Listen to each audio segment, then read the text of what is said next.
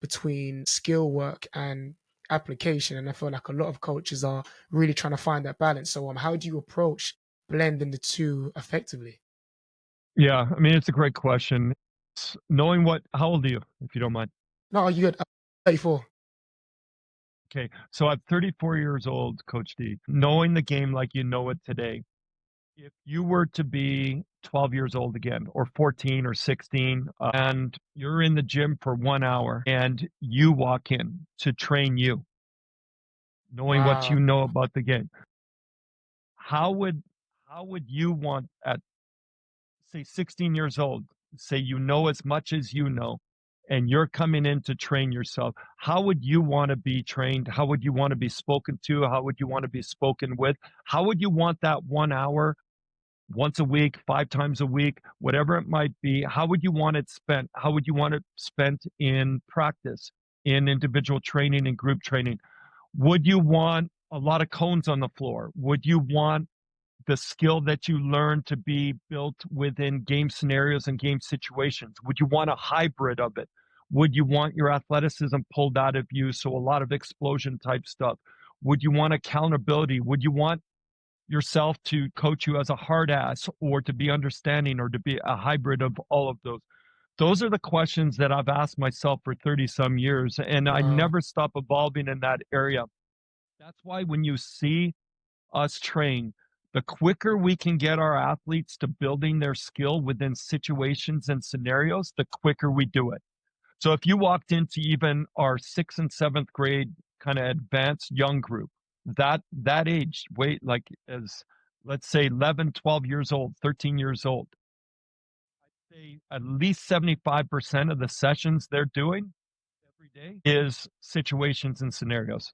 And Wow. they're building skill within that because if you're just focused on skill development, the IQ is going to be so lopsided. That's when you have the parents coming to you and saying, "Little Johnny or Sally, well, how come it's not showing up in the game? How come everything they're doing here?" It's because they don't understand why. So one application, like you said, is watching the game. The other one is just playing the game, not just within a system, but just one on one, 3 on 3, whatever it might be, with their friends and just hooping. But the other one is, you know, they need to build their skill, but the quicker they can get it in application off of corner kickouts, off of side screens, flat screens, pin downs, off of triple threat, not just triple threat one on one, but triple threat. Okay, you beat your defender, you got him on your hip. Now weak side or strong side comes over.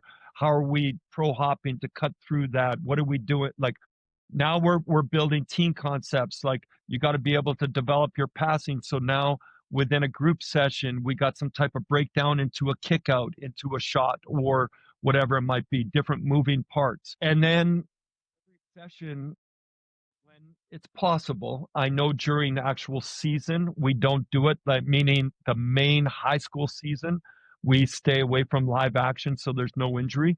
But at the end of each session, we try to incorporate some type of live action. So if we were teaching handoffs that day and we're doing situational handoff work, now we might go into some type of 3 on 3, 4 on 4, but it only triggers the rep triggers with a handoff and now it's live, Got it. whatever it might be. Or it might be some type of something we're teaching off of getting into the body of the defender. Okay, now we're doing some type of disadvantaged defensive one-on-one drill and we're putting it into live action. So, I mean, the best way for me with what I do for this long be the skill.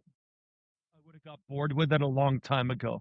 I've never stopped loving watching the game, kind of being a part of the game, seeing the game evolve, and then watching how I can build our athletes' reps and skill levels within what I'm watching and bringing them and talking about it and going through the details so that when someone sees one of our athletes play game, they're like, they train with with Yeah. Bob and Nolan and Matthew and David. They're part of that group because their IQ is high, their skill is high, they're vocal, they're a maniac on defense, all of those different things. So Right. again, everyone's got their own style and whatnot. But for myself, Simply build skill within situations as early as often as possible and put those into live action, and you're going to have success.